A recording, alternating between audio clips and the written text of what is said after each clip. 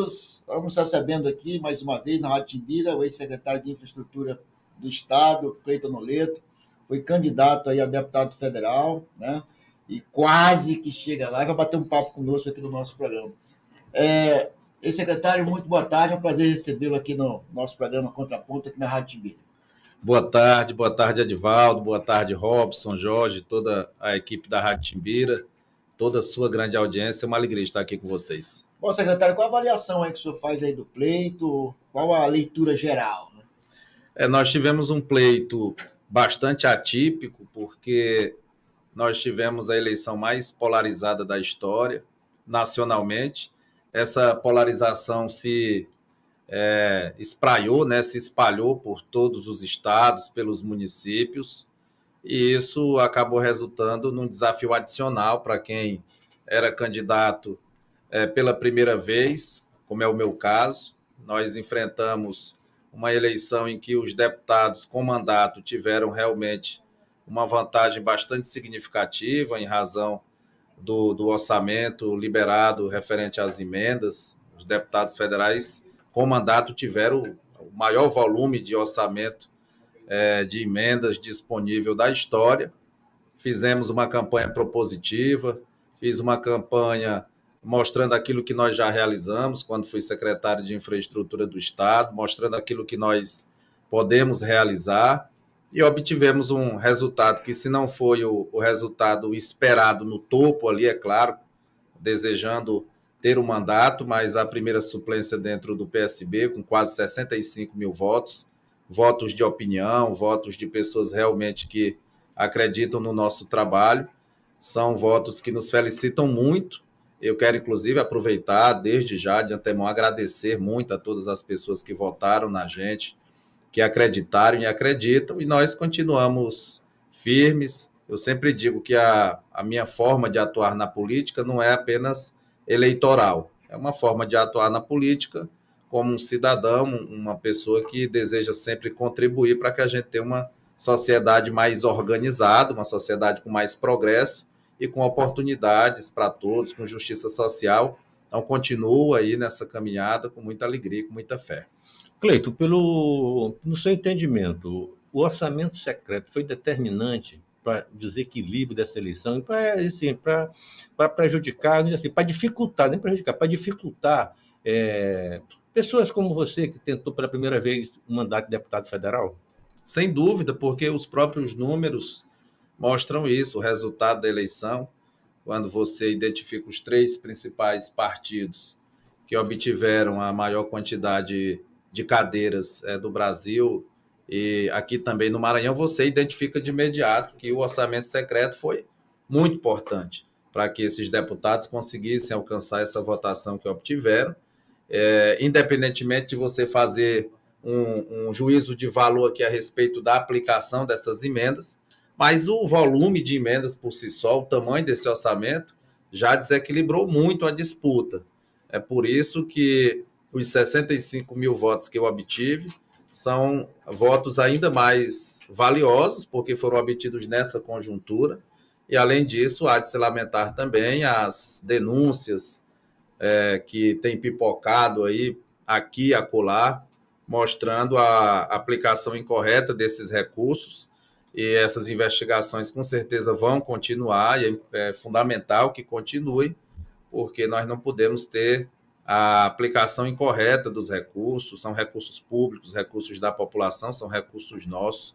Então, a gente torce para que tudo isso seja esclarecido. Sem dúvida, esse volume, que foi um volume de orçamento, um volume de recursos de emendas, resultantes da fragilidade do Executivo, da fragilidade do atual presidente da República, o candidato derrotado na eleição presidencial, porque, em razão das dificuldades dele de manter diálogo com o parlamento, das dificuldades dele de manter um diálogo construtivo e colaborativo com a população, se enfraqueceu e teve aí de fazer um tipo de tratativa com o Congresso que não é saudável, meu modo de ver.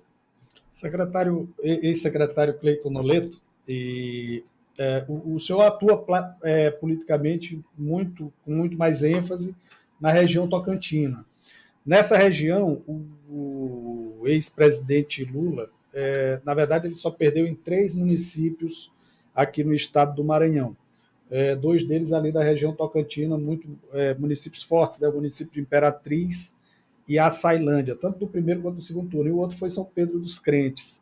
A que o senhor atribui essa força que teve o atual presidente da República nessa região? É um fato realmente curioso que chama a atenção, porque pode-se dizer assim, no Maranhão, o atual presidente da República teve uma votação bem abaixo do resultado alcançado na região tocantina. No entanto, no que se refere à região tocantina, também nós temos de extrair os municípios. Na nossa regional, como nós chamamos lá, são 24 municípios. Desses 24 municípios, em 2 municípios, realmente o atual presidente obteve a maioria, Imperatriz e Açailândia. Nos demais municípios, mais ou menos replicando o que aconteceu no restante do estado, com uma votação consagradora para o presidente eleito, o presidente Lula. Em Imperatriz e Açailândia também há de se ressaltar outra característica, é que quem anda pelas cidades, ou andava pelas cidades no período eleitoral, verificava uma identidade visual tão forte da candidatura do atual presidente, que em breve vai ser ex-presidente, que quem andava pelas cidades pensava assim, aqui deve ter 70%, 60% dos votos.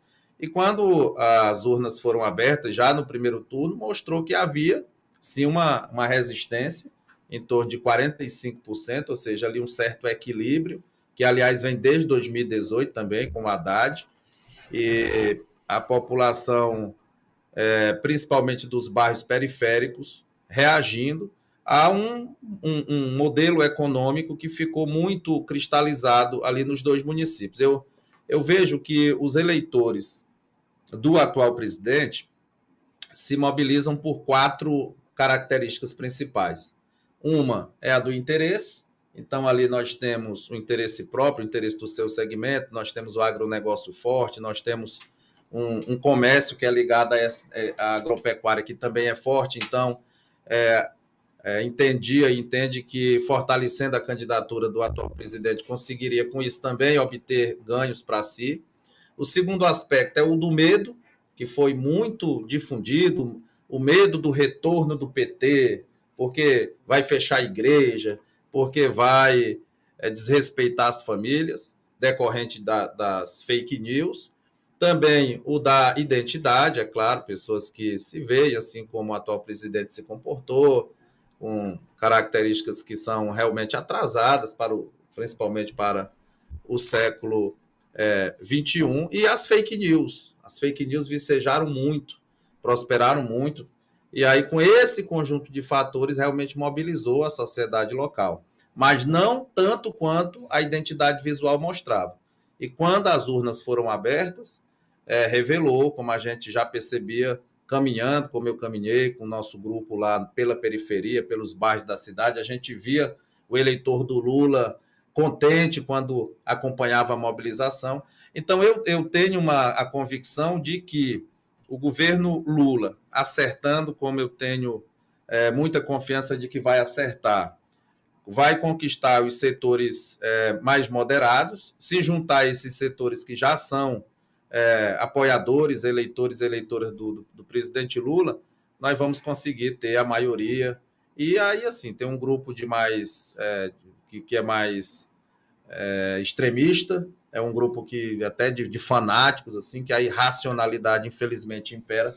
Esse grupo é mais difícil, mas acredito que em breve, realmente, nós teremos a maioria, até porque Lula já foi presidente e a época mostrou para a região que há ganhos em todos os setores, na economia, no social, e acredito que essa maioria será alcançada lá na região. Secretário Cleiton, até as eleições municipais ainda há bastante tempo e muita coisa deve acontecer. Eu me lembro que em 2020, dos nomes, né, que eram cogitados para disputa lá em Imperatriz, o seu nome sempre aparecia, né, muito bem posicionado. A questão da disputa eleitoral para prefeito da Imperatriz está no seu radar ou está muito cedo para ver isso? Como é que está? As eleições no Brasil, por acontecer de 2 em 2 anos, não tem jeito. A gente termina uma eleição, Já pensando na outra. já começa a tratar da outra eleição. É claro que há um intervalo de trabalho nesse meio. Vocês sabem que a minha marca sempre foi muito voltada para o resultado, para o trabalho, para a efetividade, basta ver Imperatriz, assim como foi no Maranhão todo, mas aqui falando de Imperatriz, as conquistas como Calçadão, a Beira-Rio, 140 quilômetros de asfalto, o início da construção do novo Socorrão, a reforma e ampliação do materno-infantil, criação da nova universidade, o EMASUR, a construção do prédio do Centro de Ciências Agrárias, a aquisição do prédio do Centro de Ciências da Saúde, do curso de Medicina. Então, nesse intervalo de 2 em 2 anos, há o trabalho, mas é claro que as tratativas políticas inevitavelmente ocorrem. Eu tive quase 20 mil votos em Imperatriz, apesar desse cenário bipolarizado, muito adverso, muito complicado, mas nós conseguimos obter essa votação, que é uma votação para as características de Imperatriz muito marcante, e agora nós já começamos realmente as tratativas com os partidos políticos, agora estão começando a dialogar. O mais importante que eu vejo é que a gente tem uma construção coletiva, que a gente tem uma construção à mesa, participando os partidos políticos, os atores principais do nosso campo político. Vamos tentar trazer mais gente também. Essa ideia de frente ampla vai continuar na administração do Lula, como foi na campanha, tem de continuar também nos estados e nos municípios, e o meu nome, sem dúvida, está à disposição para esse debate. Eu não me nego de forma nenhuma a participar. Vejo Imperatriz, como sempre disse, muitas potencialidades que ainda não foram aproveitadas, e acredito que com esse grupo forte, com o Brandão no governo do estado, Flávio Dino, senador, com forte presença junto ao governo federal, com o presidente da República do nosso campo político, nós temos condições de obter uma grande vitória eleitoral e fazer um grande trabalho por Imperatriz. E, secretário, o Maranhão enfrentou aí presidentes de oposição, ou pelo menos não deram muita atenção ao Maranhão, e nem por isso o Estado deixou de funcionar. O senhor, como secretário de Obras, nós somos testemunha aí de que na vastidão de serviço que foi feito em todo o Estado. E agora nós vamos ter exatamente isso, um presidente que esteve aqui, se comprometeu, inclusive, no palanque, a ajudar o Maranhão a melhorar seus índices econômicos e sociais. E temos também a possibilidade de ter o ex-governador Flávio Dino, eleito senador, mas que todo mundo cogita para o Ministério, para o Supremo. Eu penso opinião pessoal. O Flávio Dino se encaixaria melhor onde? Como ministro ou como líder do governo do Senado? Eu acho que esse é um ótimo problema, né? Um ótimo problema para o Lula, um ótimo problema para o Flávio Dino e para o Maranhão. Eu não tenho dúvida de uma coisa. Nós conhecemos bem, eu conheço muito bem o Flávio Dino, é lógico.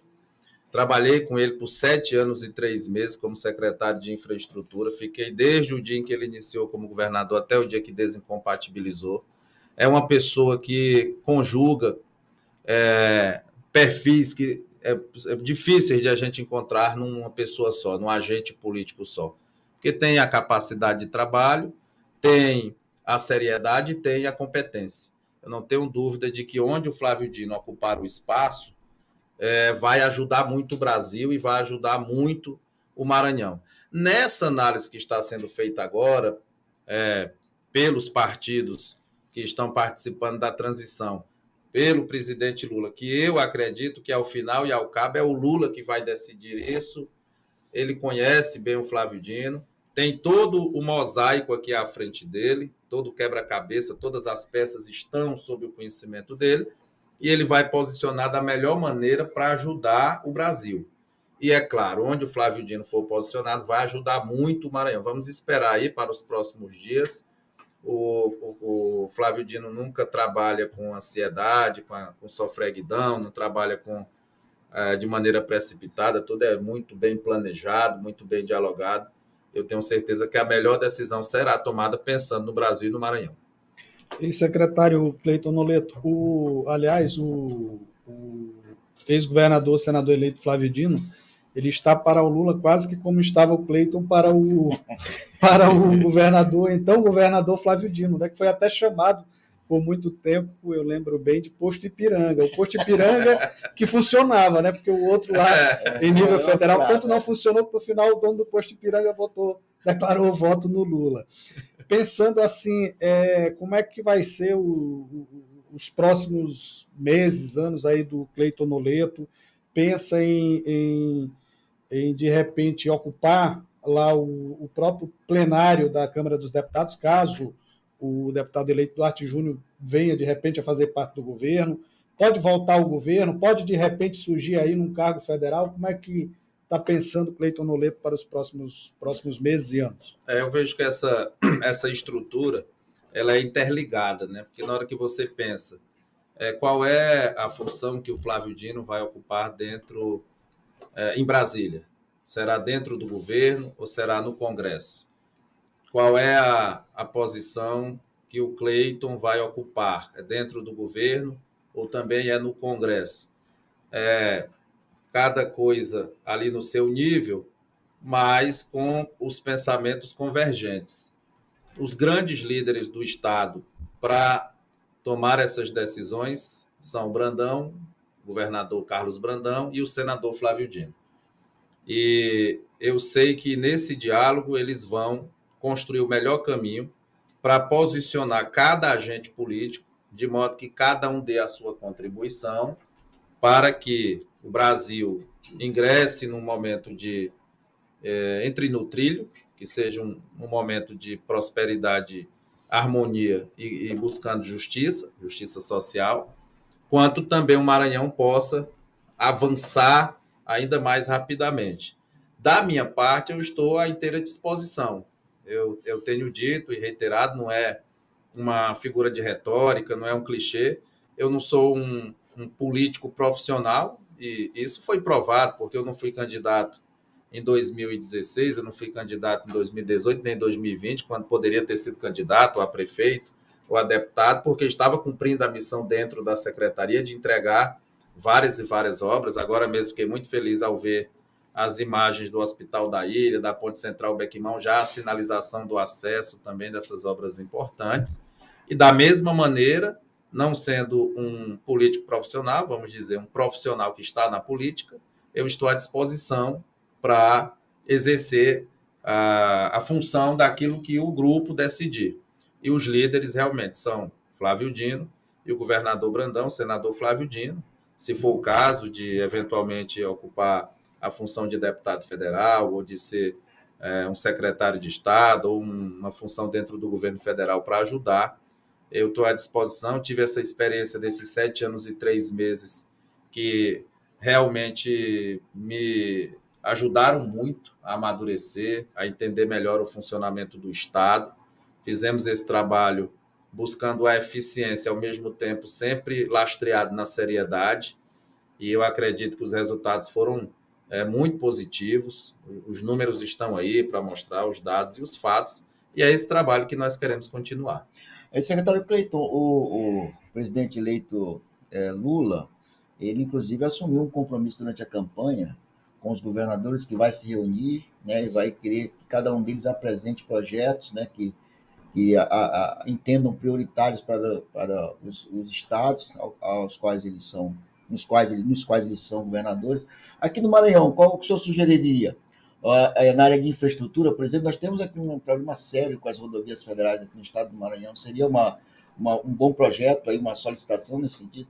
Eu venho fazendo esse alerta já há algum tempo. As rodovias federais no Maranhão não têm recebido os investimentos que são fundamentais para a manutenção e conservação da malha. E com isso está começando até mesmo a perder a parte da base da malha rodoviária. E você tem um custo de reconstrução que é até 10 vezes maior do que o de manutenção e conservação. Eu dou o exemplo do trecho entre Porto Franco e Imperatriz. Eu nunca vi aquele trecho, já está com o que comumente a gente chama de couro de jacaré, rachando todo o asfalto. Se não for feito um trabalho ali, vai perder aquela base e depois dificultará muito o investimento de reconstrução. Então, eu vejo que esse é um ponto fundamental. Creio também que nós temos de avançar no saneamento. com o novo marco regulatório, verificar de que maneira o governo federal viabiliza recurso para investir.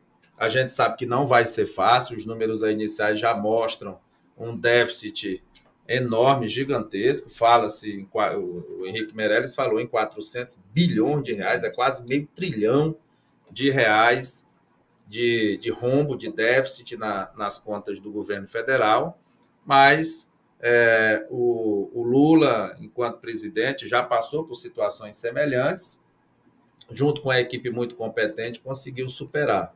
Por que eu insisto muito nos investimentos relativos a saneamento e construção civil, habitação, por exemplo? Porque gera emprego e renda muito rápido. E quando gera emprego e gera renda muito rapidamente, você cria um círculo que é virtuoso, que é aquele de ter consumo a partir do trabalho e da renda, não apenas pela distribuição.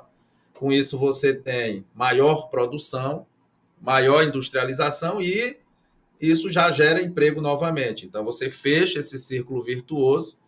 Essa é uma das soluções que eu imagino de curto prazo que podem ser adotadas, mas é claro que nós teremos também soluções de médio e longo prazo dentro do planejamento. O presidente Lula já informou que vai exatamente solicitar 3 ou 4 grandes projetos para os estados para que a gente retome o investimento. Nós estamos já há alguns anos com a rubrica orçamentária, a disponibilidade, a liberação de recursos para investimento praticamente zerada.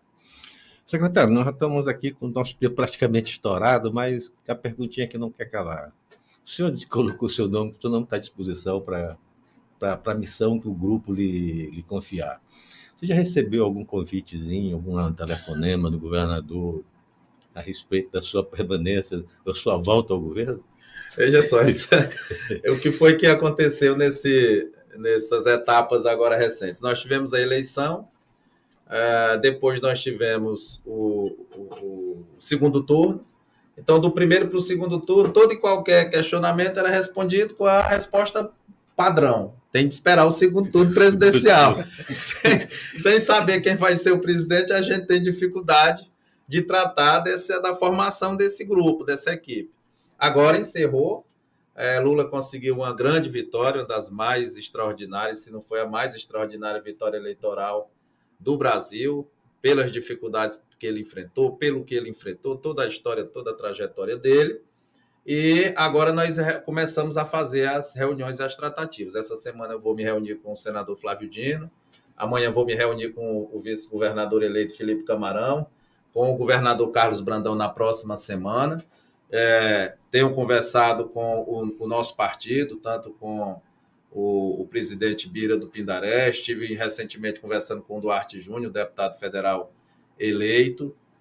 Hoje mesmo também conversei com o meu grande amigo Márcio Gerri, de modo que nas próximas semanas eu acredito que essas decisões serão tomadas e assim a gente vai posicionando, encontrando as oportunidades para continuar trabalhando pelo nosso Estado. Mais importante que eu veja isso, é que as decisões não sejam tomadas levando em consideração aspectos pessoais, sempre com a visão coletiva, a visão de grupo e pensando no Brasil e no Maranhão. Sempre o grupo trabalhou assim, tem dado certo, existem aperfeiçoamentos que precisam ser feitos, isso é normal, é natural de qualquer caminhada, mas eu estou muito confiante, estou muito motivado e muito esperançoso de que nós vamos ter no Brasil dias melhores e o Maranhão vai se beneficiar muito disso. Secretário, já no clima do jogo rápido que começa em instantes, e aproveitando que o amigo é um desportista nato, torcedor do Flamengo, qual a sua avaliação da seleção convocada pelo Tite hoje?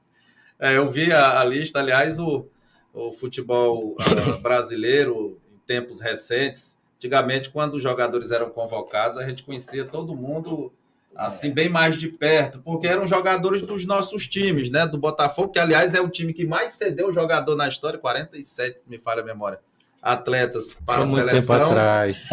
Em razão do histórico. Acho que infelizmente o Jefferson em 94 goleiro. Mas eu tinha que fazer essa homenagem ao Robson. Eu tinha que fazer essa homenagem a ele. E essa história já tem um tempinho, essa história. A gente conhecia todo mundo. Então, eu fiquei satisfeito com a convocação do Pedro, do Everton Ribeiro, mas não apenas porque sou flamenguista, mas eu acho que deveria ter sido convocado o Gabigol. Porque Copa do Mundo é um torneio, é muito curto, precisa de jogador que na hora de decidir não treme, jogador de decisão, porque todas as partidas são decisões. Ele tem uma estrela, já comprovou, é um jogador de decisão, acho que deveria ter sido levado. Fora isso, talvez o Daniel Alves, não entendi bem a convocação, acho que é mais por uma questão de liderança, proximidade com o treinador. E, de qualquer maneira, uma coisa é certa, estarei lá com a camisa da seleção, vestido na camisa amarela da seleção brasileira. Rapaz! Que ninguém tirou da gente essa marca, é nossa. Vou torcer pela seleção e não tem como a gente não se emocionar. Quando a Copa inicia, é Brasil, é o hino, é a pátria de chuteiras, vamos para cima atrás desse ex. Eu achei uma injustiça, não tem ninguém do meu Vascão lá. Aliás, eu quero fazer esse registro, Edivaldo. O ex-secretário Cleiton Noleto foi um flamenguista que estava torcendo pelo Vasco. Olha, rapaz, Foi. Olha, o Brasil está diferente mesmo. Torci pelo Vasco. Tenho grandes amigos que são vascaínos e contra um time de São Paulo que eu não tenho afinidade nenhuma. Apesar da rivalidade Flamengo e Vasco, nesse caso específico, torci para o Vasco da Gama. Fiquei feliz que o Vasco tenha subido para a Série A. Agora tem de melhorar muito. E digo mais, viu? 150%. Digo mais, viu, Edivaldo? Que foi uma experiência traumática. Eu falei para ele mais cedo. Tanto traumática, viu? Mas é uma grande torcida, né? Ontem foi festa no Brasil inteiro.